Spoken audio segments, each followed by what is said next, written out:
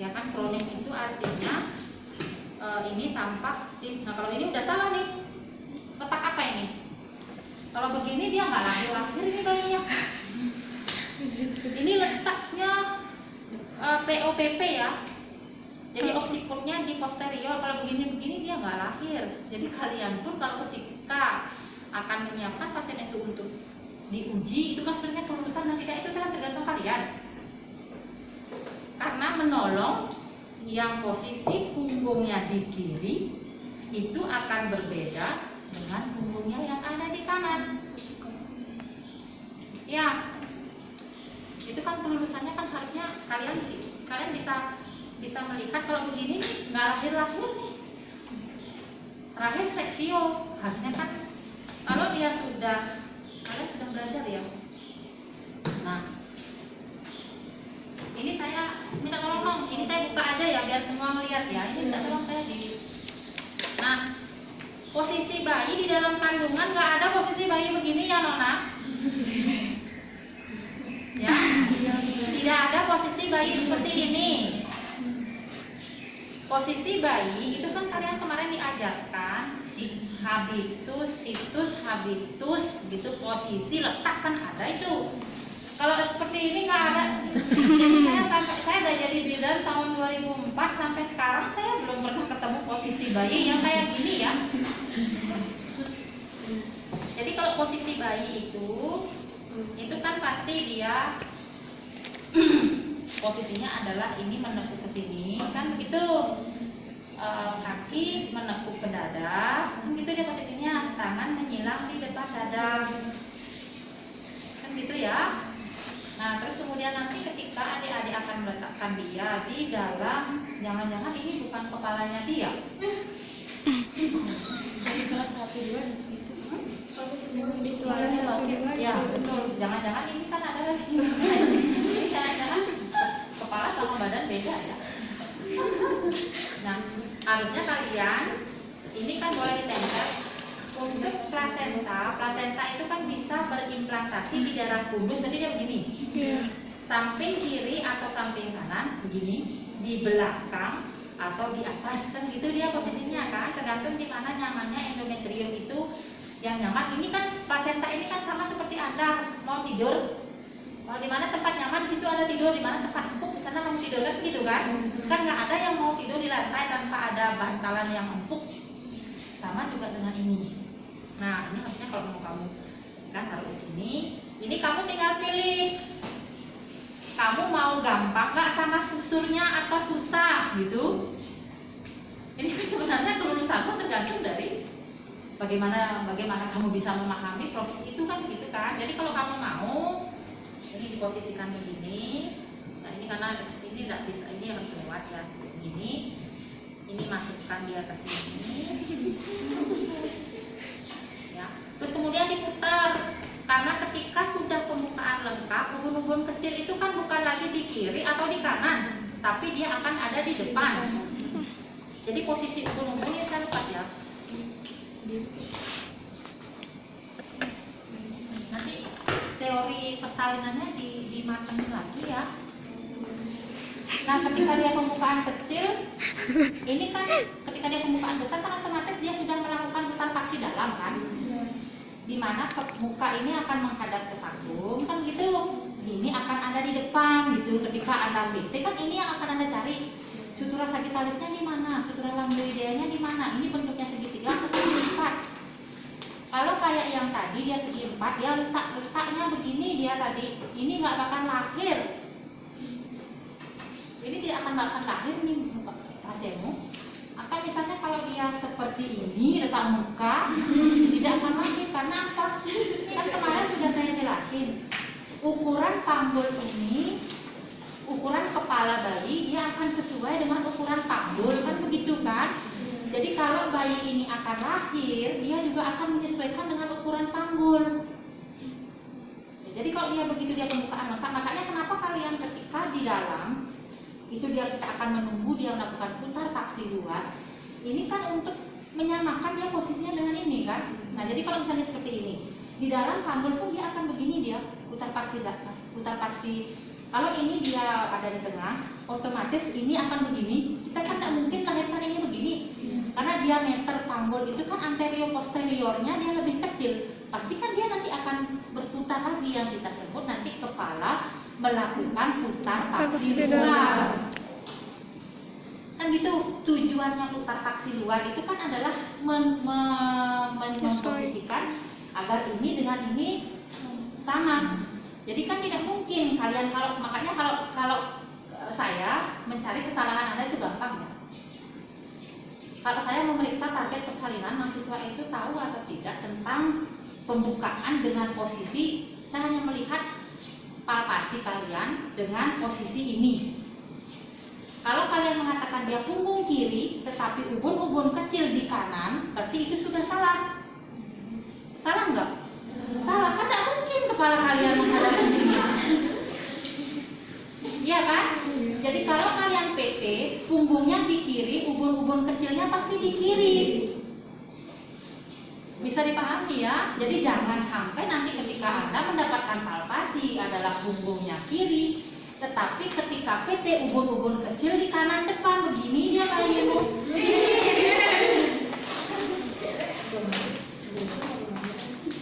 Bisa dipahami ya? Jadi posisinya ini, nah begini. Nah, kalau dia laki, nanti ini saya keluarin aja ininya, kakinya ya. Nah, begini.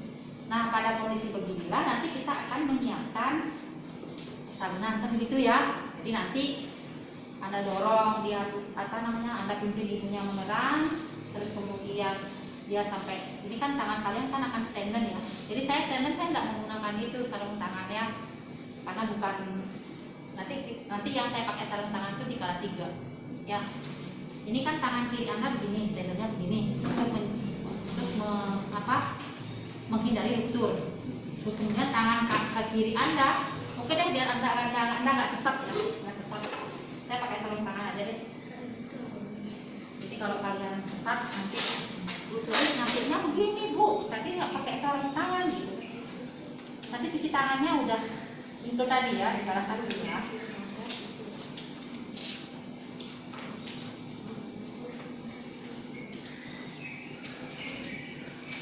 Nanti karena kalian nanti akan bimbingan, kan kalian akan dituntut tutor masing-masing kelas. Ya. Jadi begitu dia dorang teknis perjual buka, terus kemudian Anda lihat crowning 5-6 cm di depan turupa, Anda akan pimpin menerang. Ibu ayo menerang Bu, nanti suaminya di situ kan, kasih minum, menyeka keringat dan sebagainya, kasih support. Tangan kiri kanan Anda mestenden, ya kan? Tangan kiri Anda ini nggak diam, apalagi begini, tetapi ini menolong ke arah bawah agar kenapa? Di sini kan ada klitoris tuh, ya, ada klitoris. Kalau misalnya dia begitu langsung keluar, klitoris itu luka, kalian akan sulit untuk melakukan netting. Klitoris itu kan dia rangsangnya peka. Terus kemudian darah yang keluar pun karena di situ banyak arteri, darah yang keluar itu dia akan hancur. Jadi tidak seperti yang ada di perineum, gitu ya. Jadi menurunkan, ayo Bu ngedan Bu, ini kan mendorong, ngedan kita tolong teman didorongin bayinya dia lahir. Pelan-pelan ya dorongnya ya Bu, ngedannya pelan-pelan ya Bu. Nah, terus kemudian ketika dia sudah normal begini, ini kan Anda ambil tas kan, dibersihkan mulut, hidung, mata, terus dibuang. Ya, setelah itu apa yang Anda lakukan? Mengecek melintang tali pusat. Ada nggak melintang tali pusat? Kalau ada, dilepaskan. Kalau misalnya dia ketat, kita akan gunting. Kan gitu. Makanya gunting episiotomi itu kan tidak boleh hilang dari sana. Ya, digunting. Ya. Terus kemudian setelah tidak ada belitan, kita tunggu dia melakukan putar paksi luar. Diputerin diputerin badan. Kan begini kan? Karena kita akan membantu kelahiran bahu depan dan bahu belakang. Kemudian kita akan melakukan teknik biparietal untuk melahirkan bahu depan dan bahu belakang. Terus tangannya yang mana yang di atas? Itu kan tidak ada aturan tangan kiri atau tangan kanan. Jadi yang di atas itu adalah tangan yang kuat. Jadi kalau saya tangan kiri saya nggak terlalu kuat untuk narik, jadi saya taruh tangan kiri saya di bawah, saya taruh tangan dari atas. Jadi biparietal itu kan memegang ini, kemudian kita curam ke bawah, lahir bahu depan, curam ke atas, lahir bahu belakang, baru tangan kita pindah, gitu kan? Sebentar dulu, sebentar. Nah setelah pindah, ini kan menyangka nih, ini kan kepala bayinya ada di sini. Terus kemudian tangan kiri kita akan melakukan sangkar susur. Apa tujuan sangkar susur? Sangkar susur itu adalah kita untuk mengendalikan kelahiran badan dan mengendalikan kelahiran ini. Karena kalau ini bisa menggorek vaginanya yang di dalam sehingga dia robek. Itu. Sehingga kita suruh ibu ayo nafasnya Bu, nafasnya tiup-tiup kan gitu kan. Kan gitu. Biar ibunya ya itu loncat dia bayinya. Ya kan, jadi kita sangkar susur begini, kita kendalikan gitu kan, kita pegang, taruh di atas perut ibu. Ininya tadi kita sudah kasih dia apa namanya, handuk, ya kan, keringkan ibunya dan sebagainya. Terus kemudian ini kan enak ya, saya melahirkan enak banget karena dia punggungnya di situ. Coba kita balik sekarang yang ada di sini, pasti gelagapan tangan kalian.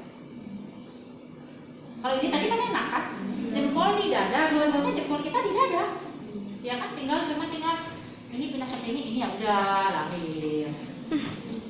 Nah, sekarang kita balik. Kan tidak semua orang melahirkan itu punggungnya pasti di kiri, ada saja punggung di kanan kan gitu. Kita balik ya. Nanti menerannya pelan-pelan ya Bu ya. Ini kepala udah lahir. Terus kemudian kita akan melakukan biparietal ya. Ya tolong Bu di bawahnya. Kita tarik turun, lahir bahu depan ke atas, bahu belakang kita sangga. Ini kan jempolnya udah nggak di dada kan? Jadi kalau ini nggak masalah. Yang penting yang mengendalikan kelahiran bahu ini yang harus jempolnya, kan nggak mungkin melahirkan begini, salah kalian. Begini. Ya. Terus ini dibalik mau ke sini. Tapi nanti kalian pasti begini. Mana poldanya kan gitu kan? Itu kan ada jempol di dada. Kalau begini ini tetap empatnya ada di sini karena kita akan menjaga. Ini yang kita polda, yang kiri kita polda.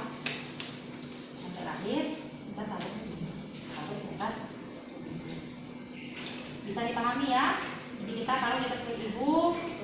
Terus kemudian kita bersihkan kan? Di sini kan harusnya ada dua ini. Karena satu untuk tutup kain kecil. Ada nggak kain kecil? Kain kecil satu ada ya. Nanti kalau evaluasi dilengkapin ya. Karena ini darah ini ya boleh. Nah, ini tadi kita masang kain kecil kan gini kan? Masang ini.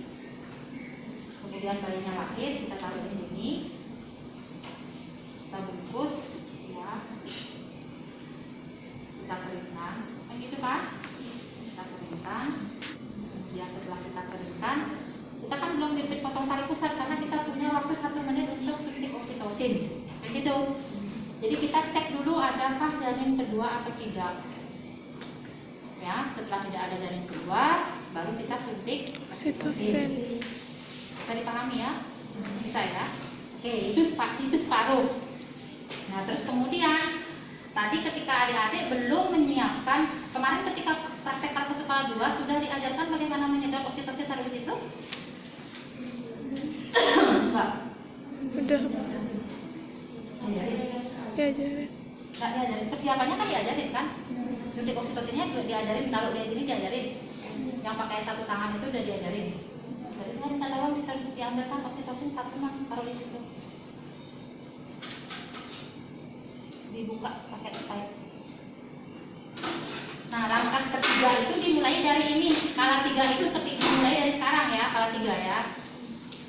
Kita masukin. Nah, nanti itu berapa cc?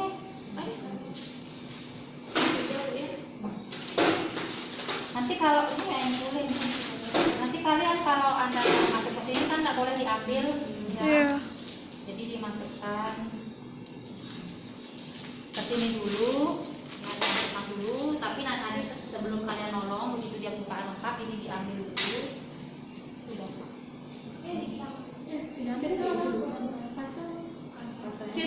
Kapas. Jangan aku sana, ambil lagi gitu.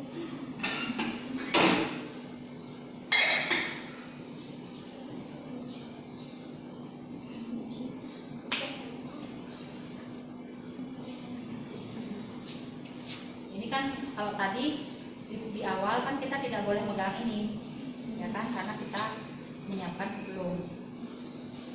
Safety box-nya nampak nggak? Nanti kalau nolong patus ingat safety box bawahnya ya.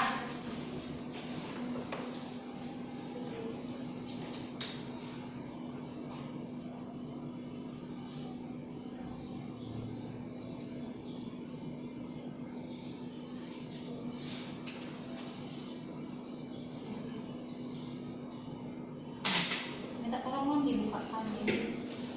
Nah, buka kapas ini.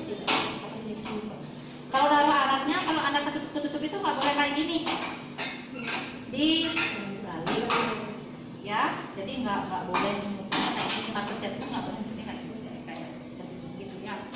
Ini. Nah, alat 3 itu dimulai bayi udah lahir ya, itu sudah kalian siapkan tadi. Terus kemudian kita cek janin yang kedua. Oh, nggak ada janin yang kedua, baru kita suntik oksitosin. Ya, suntik oksitosin. Ibu saya suntik ya. Suntik oksitosin itu di nanti ini kalau kapas injeksi itu yang kering ya. Kering, kalau tidak pakai alkohol saraf. Kalau pakai air DTT boleh, tapi air DTT yang sudah mendidih didinginkan. Ya, kita suntik di sepertiga paha bagian luar. Yang mana namanya paha bagian luar? Di kalau paha dalam kan sini, Iya. paha luarnya berarti di sini. Jadi nanti jangan suntiknya di sini. Salah kalian. Suntiknya di paha bagian luar itu di sini. Jadi Anda di sini. Ya. Ibu saya suntik ya, Bu. Nah. Kemudian disuntikkan, diaspirasi dulu, ya, baru disuntikkan. Jelas ya? Setelah menyuntikkan oksitosin, nanti ketika Anda evaluasi tempat suntik oksitosin itu dikasih gabus ya, biar masuk dia ya. Nah, setelah itu baru kita akan apa? Jepit potong tali pusat dulu. Ya, jepit potong tali pusat. Setelah jepit potong tali pusat, kita ganti handuk. Begitu kan? Setelah jepit potong tali pusat ganti handuk, ini tali pasang. Ini silakan di IMD bayinya ya, ganti. Jadi IMD bayinya, perawatan bayi udah dapat sama Bu Irma ya, kalau 2 ya. Nah, ini kan kita kejepit tadi ya, dijepit ya. Diganti. Kamu bisa gini bayi nggak? Bisa apa? Bisa mengganti handuk yang ada di atas pinya ibu? Bisa? Belum. Berarti kalau kemarin pakai bayi sampai mana? Cuma naruh itu aja. Berarti ganti handuknya enggak? Terus yang ganti handuknya ke bagian siapa?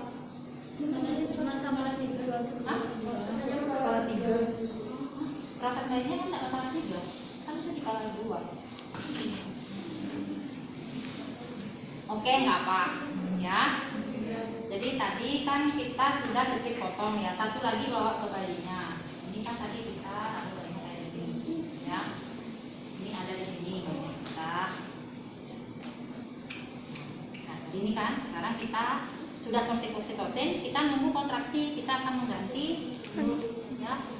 Nanti ganti handuknya itu kan nggak boleh kita langsung buka baru ganti kan dari itu. Tapi kita akan mengganti dengan handuk itu masih ada di tubuhnya bayi. Makanya kenapa ini begini? Karena satu, kita akan tempel di sini, gitu kan? Atau kita boleh lah dari sini, boleh dari mana aja, ada yang penting ini begini. Terus kemudian ini ditutup. Jadi caranya ini dilepasin, ini ditutup gitu.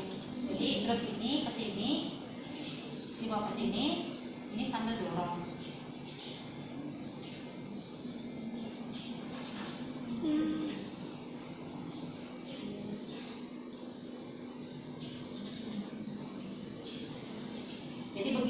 pas bayi kalian sudah dibungkus. Gitu. Jadi nggak boleh bayinya ini dilalungin dulu, baru kalian lepas, nggak boleh. Ya. Jadi ini udah terganti, baru kalian akan lakukan inisiasi menyusui ini. Kalau ada topi, silakan dipakaikan topi, tapi tidak pakai baju ya, kita masih pakai handuk doang. Ya. Nanti karena apa? Karena ini kan akan kita tengkurupkan di atas perutnya ibu, sembari ini dibuka, begitu kan, untuk skin to skin kontak.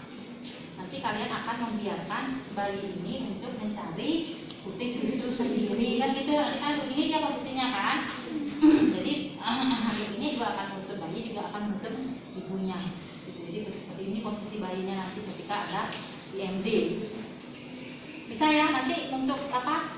Untuk mengganti handuk bisa dilatih berkali-kali gitu. Ya kalau bayi itu kan dia apa namanya? Dia rentan terjadi hipotermi. Makanya nanti ketika IMD ini kan harus itu menggunakan topi. Bisa ya? Ini IMD, kita anggap bayinya sudah di IMD kan? Ya. Kalau bayi, terus kemudian di sini setelah kita IMD kita akan memeriksa kontraksi. Kan gitu kan? Kalau sudah ada kontraksi, maka kita akan melakukan langkah manajemen aktif yang berikutnya itu adalah peregangan tali pusat terkendali. Gitu. Jadi kalian ketika menolong kelahiran plasenta, Anda tidak menunggu tanda-tanda lepasnya plasenta. Seperti yang saya sampaikan kemarin, setelah menyuntikkan oksitosin, apa yang ditunggu? Yang ditunggu adalah kontraksi. Kalau dia sudah berkontraksi, maka kita akan melakukan peregangan tali pusat terkendali. Nah, peregangan tali pusat terkendali kalau begini kan kita susah ya. Ini kita akan memindahkan klem ini berada 5-10 cm di depan vulva, dengan catatan kita harus urut dulu di arah sini. Karena ini dalamnya kan isi darah kan. Jadi kalau kita tidak urut, begitu ini kita lepas berceceran semua. Gitu ya. Jadi kita urut sampai 5-6 cm di depan vulva. Kemudian kita taruh di sini. Nah, pegang ini. Ini tangan.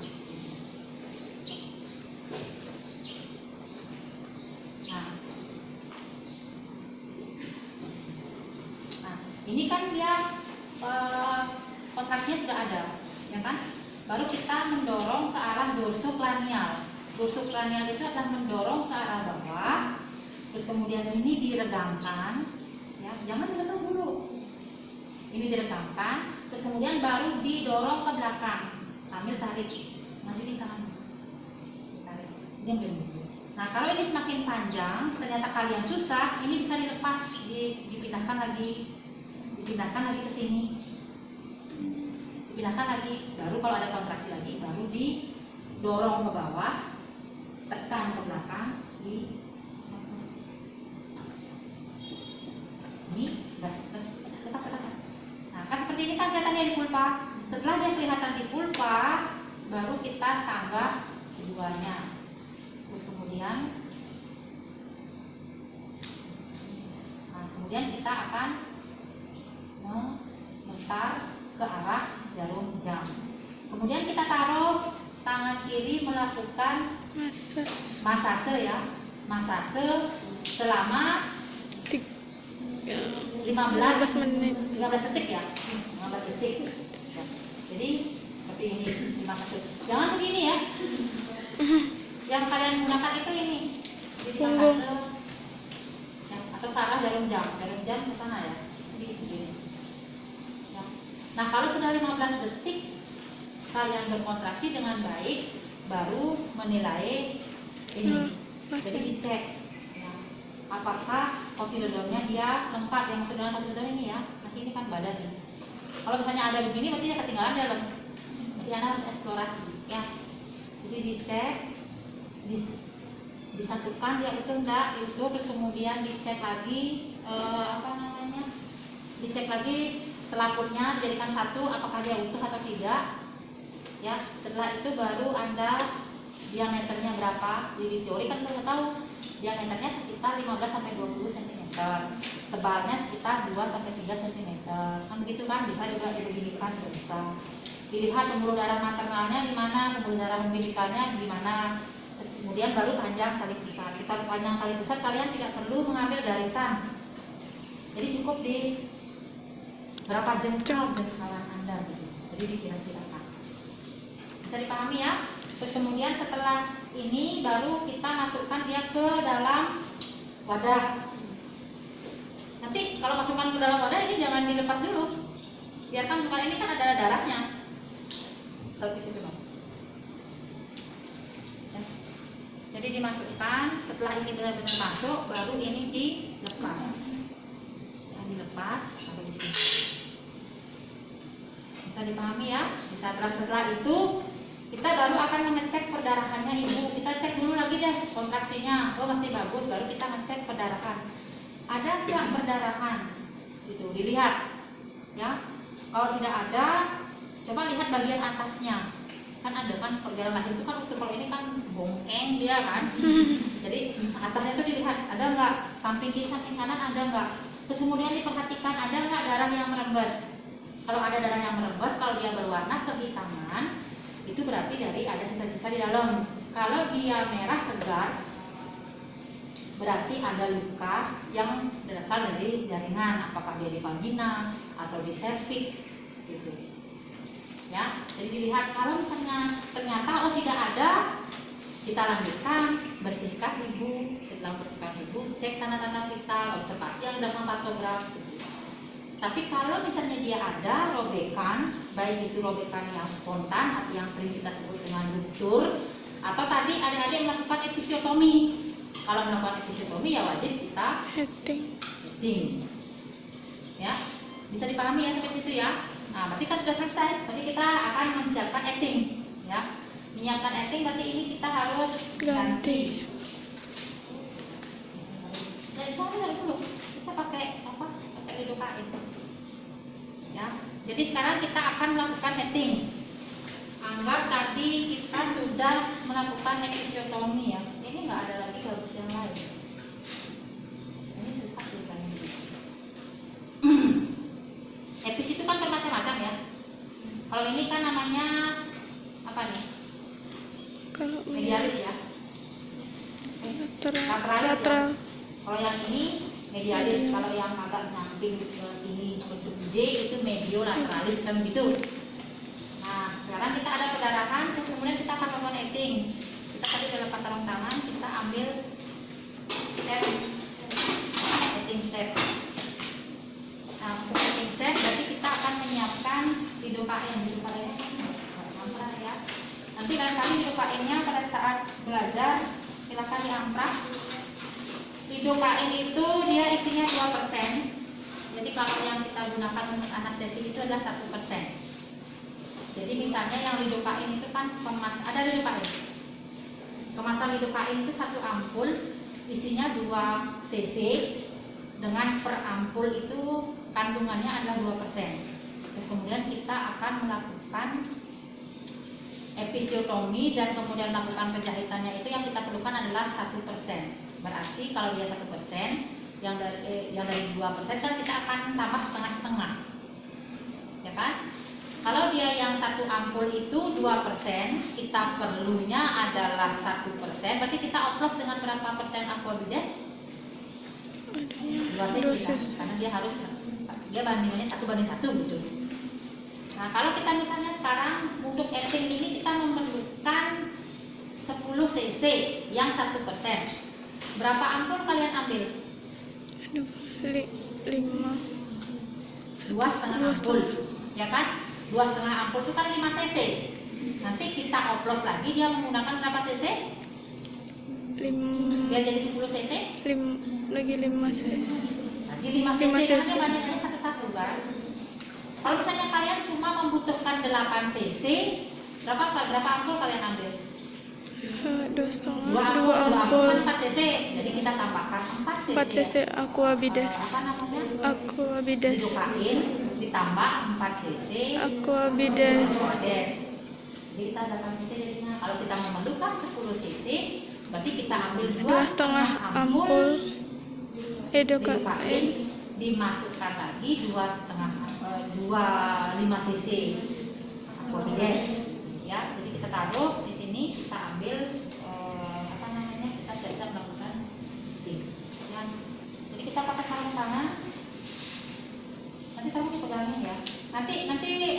KPN itu kan sudah ada teknik melakukan jahit ya, yang mana jelujur. Kita kalau jahit sekarang kita tidak menggunakan teknik satu-satu, tapi kita menggunakan teknik jelujur. Tapi kalau di otot kita masih bisa melakukan teknik satu-satu. Ya. Jadi saya mau ngeluarin jalan ya. Sekarang mau ngeluarin nanti.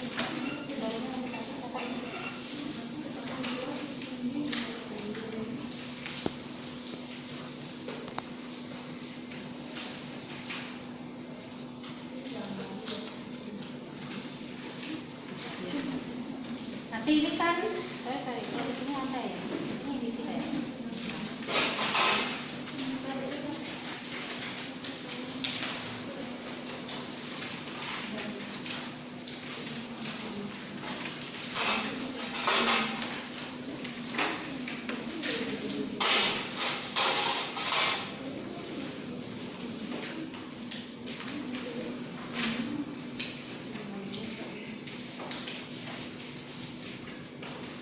Ini nanti disiapkan tempat sampah ya. Nah kalau ini sudah enak kita, karena di sini sudah ada jarumnya. Tapi ini jarum kulit nih. Ini bedanya. Nanti silakan dibedakan ya. Ini jarum kulit, yang itu jarum otot. Jadi Anda bisa lihat dari bentuk ininya. Ini segitiga, itu bentuknya bulat. Ya. Jadi untuk heading posisinya kayak gini. Kayak jahit ya. Nah ini kita taruh di sini. Terus kemudian kita akan lakukan anestesi. Ya, jadi anestesi itu kan tadi kita, kalau anestesi kita menggunakan pad yang 10 cc ya, bukan 5 cc ya, karena nanti kan kita tidak mengulang untuk ini ya. Ini kita anggap 10 cc ya. Ada 10 cc ada? Nanti silahkan dilengkapi pada saat kalau untuk kalian yang 3 cc, 5 cc, 10 cc ya. Jadi ini kemudian kita akan lakukan anestesi. Kalau melakukan anestesi itu kan kita melindungi ya, jadi tidak langsung nancep gitu doang ya. Jadi ujung luka kita kan akan mengheting ini dengan ini gitu ya. Jadi ini kita tempelkan ke ujung luka dulu, kita masukkan gitu. Setelah kita masukkan kita tarik ya. Ada enggak darah? Kalau enggak ada darah baru kita suntikkan. Jadi suntikannya sedikit, kita tarik. Jadi kita di dalam itu membentuk kipas. Bisa dipahami ya? Nyuntik biasa kan kita taruh, ini langsung slot gitu kan. Kalau ini enggak. Jadi kita masukkan dulu, kita aspirasi, suntikan dikit, tarik, masukkan, suntikan dikit, tarik lagi. Jadi itu sampai kalau ini 10 cc, berarti 5 cc untuk sisi sini. Kemudian kita cabut, masukkan lagi 5 cc untuk di bagian berikutnya. Jadi kondisinya sama, kita tarik, kalau tidak ada darah kita masukkan, tarik, kita bentuk kipas juga sambil memasukkan sampai 10 cc ini habis. Bisa ya? Tuh, nah terus kemudian setelah itu ini gimana saya tutup? Jadi ini jangan dibuang dulu non. Setiap kalian habis selesai menggunakan, jangan langsung dibuang. Karena apa? Kalau yang di sini, kalau saya nanti terjadi perdarahan kan kalian harus pakai oksitosin lagi. Jadi biar nggak ngambil lagi gitu ya.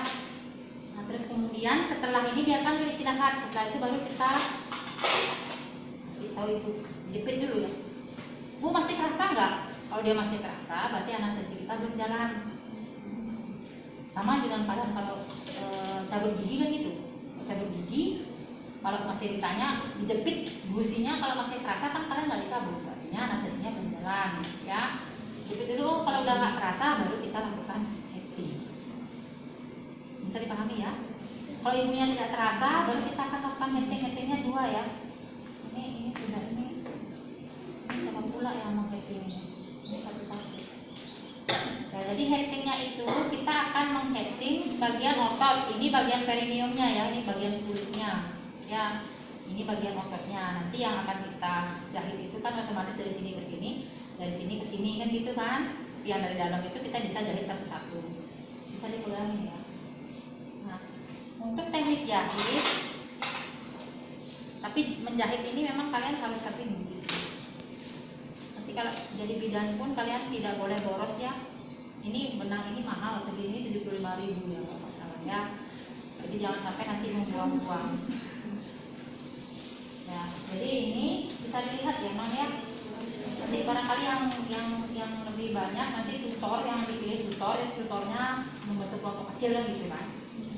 Jadi ini dijahit dulu satu. Kalau kita melihat jahit dulu dibagi. Ada yang pakai apa namanya? Ada yang pakai ada yang pakai apa? Pakai apa namanya? Kain itu kan ada. Ini ditarik.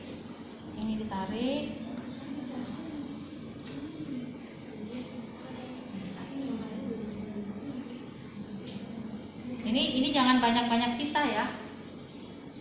Ini kan nanti kalian akan potong, nggak boleh banyak-banyak sisa kayak gini. Ya. Jadi ini diusahakan sependek mungkin. Terus kemudian kita pegang. Ini kita putar 2-3 kali. Ini. Baru kita ambil ujungnya ini. Baru kita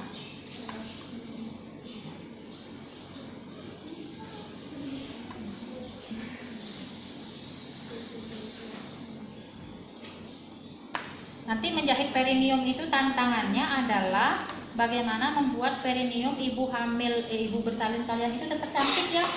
Jadi jangan sampai nanti mewek, satu ujungnya di bawah, satu di atas gitu. Nanti bengor mulutnya orang. Tuh, kalau di dalam masih bisa satu-satu. Ya, nanti satu-satu sudah. Kamu udah lihat ya. Nanti silakan belajar bagaimana caranya memainkan ini biar bisa kesimpul gitu ya. Jadi ini tarik nanti ujungnya itu juga nanti silakan jarak antara jahitan yang satu dengan yang lain diusahakan sama. Jadi jangan sampai nanti yang jahitan satu kedua 1 cm, dari 2 ke 3 5 cm ya. Jadi itu kan mainnya feeling ya kan. Jadi sama dengan Anda kalau menjahiti celana atau kolor Anda yang robek kan Anda pakai gimana caranya biar jarak yang satu dengan yang lain itu sama gitu ya. Jadi ini diputar. Jadi kalau muternya ini pun kalian nggak harus ini yang diputer lah gitu kan. Jadi biasanya kalau saya lihat kalian memainkan ini sampai tangan kirinya bingung, ini aja yang diputar. Ini.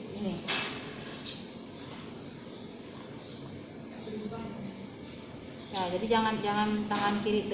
Dan gini, ketika kalian menolong persalinan, ini kan kita bawa benda-benda tajam semua ya.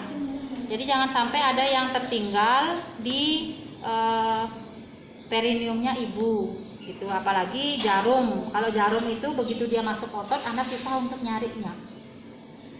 Jadi jangan sampai nanti tertinggal jarum kalian, jangan sampai lepas ketika menjepit dengan ini. Jadi usahakan dia sampai 2 kali habis, jangan cuma sekali. Kalau sekali kan bisa lepas kalian pegang. Jadi dijahitnya 2 kali, ininya 2 kali gitu.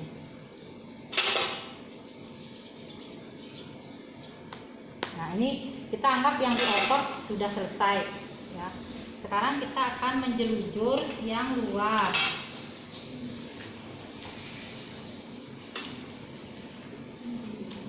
Kalau yang menjelujur yang di luar ini dia lebih sulit. Jadi ini kan mulutnya orang nih.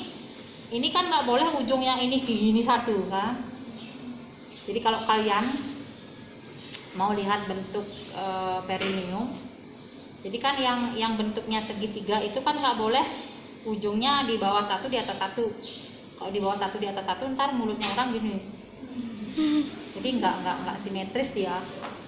Ya. Jadi diusahakan dulu, kemudian dipegang dulu non. Nah ini kan gini nih, ini kan yang di dalamnya udah kan.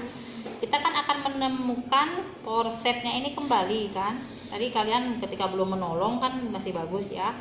Sekarang masa sekarang setelah menolong ini begini mencong begini, ya. Jadi seperti ini. Dipegang. Nah terus kalau untuk tekniknya yang ini dibuka dikit non. Itu nggak bisa diginiin langsung dari luar gitu nggak. Jadi kita akan menjahitnya di bawah kulit, ya subkutis. Karena kalau sekarang kan nggak lagi zamannya kita jahit satu-satu ya. Kalau satu-satu itu nanti banyak ada lubang sehingga Kalau dia lembab, tidak kering, disitulah tempatnya kuman untuk tumbuh, sehingga penyembuhannya dia akan sulit ya. Jadi yang bagian bawah itu di dasar luka itu kita jahit dulu. Jahit dulu, kita sebagai buat simpulnya satu, kita jahit.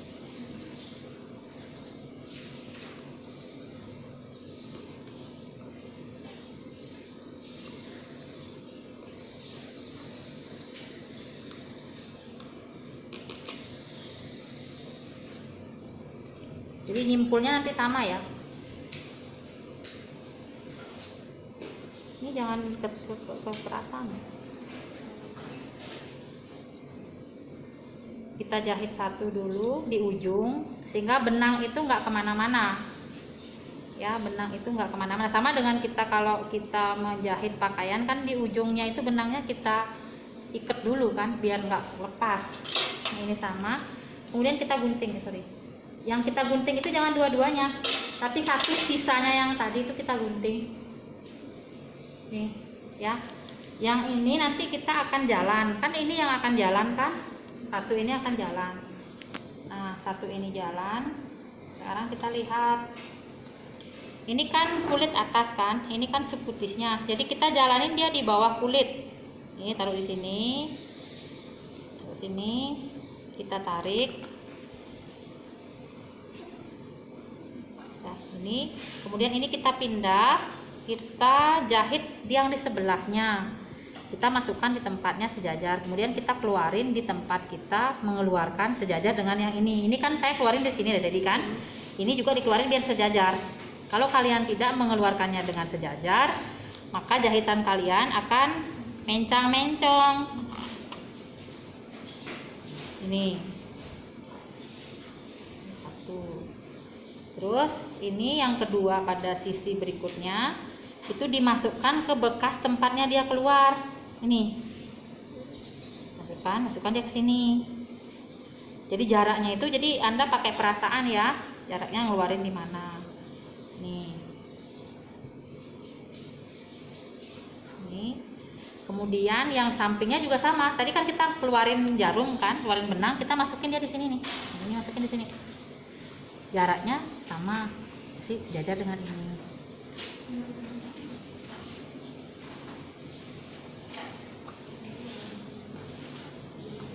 Nanti terakhir kan kita akan tarik.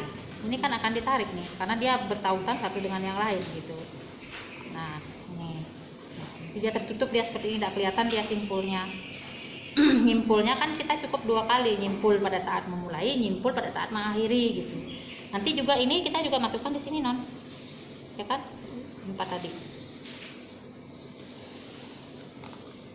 di tempat tadi kita masukin, ngeluarin jarumnya tadi. Ini kita pakai gabus kayak gini agak susah karena dia kalau kita keras ya robek. Nanti silahkan pakai gabus-gabus apa yang kita pakai cuci piring itu ya di rumah sendiri-sendiri. Kalau kalian beli benang ini kan sudah jadi satu, ada ininya, cuman ininya yang harus, kalian kan punya bidan set ya? Belum punya bidan set? Belum. Kalau gitu bisa saya mulai untuk jualan ya. Si jualan partus set untuk ibu bidan. Nah, ini kan sudah paling atas nih non. Ini kan udah paling atas nih. Ya, jadi paling atas. Terus nanti simpulnya sama seperti tadi yang kita buat. Kamu pegang dulu deh. Nah, simpulnya gimana caranya buat? Ini dipegang, ya kan? Ini kan ujung nih, ini kan ujung. Masukkan dia di ini, masukkan dia ke sini, ke tempatnya dia keluar.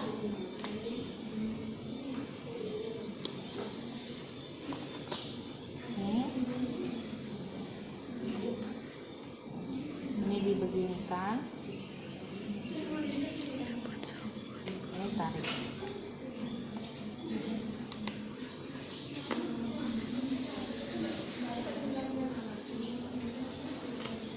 Ini baru boleh dipotong dua-dua. Ini udah selesai kita heading. Kita potong, selesai. Ya. Jadi ini ya, nanti silahkan dilihat di buku APN-nya, kalian belajar. Terus kemudian untuk heading, Di situ udah ada ya di gambarnya ya. Jadi nanti pada saat Anda latihan mengheading, kalian akan tutor yang mewakili kelas kalian akan dilatih, nanti tutornya itu yang akan melatih kalian. Bisa ya? Sehingga nanti kan Anda jumlahnya berapa? 21. Ya. 21 berarti 5 orang 3 kelompok, 6 orang 1 kelompok kan gitu. Yang dari 5 orang itu akan dicomot satu-satu sebagai tutor. Nanti jadi yang si A jadi tutor di kelompok A, itu yang akan mengajarkan. Nanti si A ini yang ngajarin headingnya itu kami tim pengajar. Gitu. Bisa ya? Berarti nanti tutornya sebaya. Jadi kalian kan tidak tergantung dengan kami. Kalau kami kan pertemuannya kalau lab mandiri kan kami tidak ikut kalian. Jadi yang lab mandiri itu yang mengikut adalah si tutor. Bisa ya? Makanya nanti kalau ini sukarela aja jadi tutor, karena tutor kan akan diajarin individu, diajarin eksklusif yang akan nanti mengajarkan teman-teman. Bisa dipahami? Bisa ya. Jadi ini ya, jadi nggak ada yang satu ujungnya di bawah, satu ujungnya di atas. Jadi nanti ketika dia selesai di heading, dia akan bentuknya dia akan sama seperti ketika belum di epis. Ya, kamu bisa lihat ya. Nanti silakan ditularin dulu sementara ke teman-teman yang lain. Oke, silakan duduk. Videonya bisa di stop ya.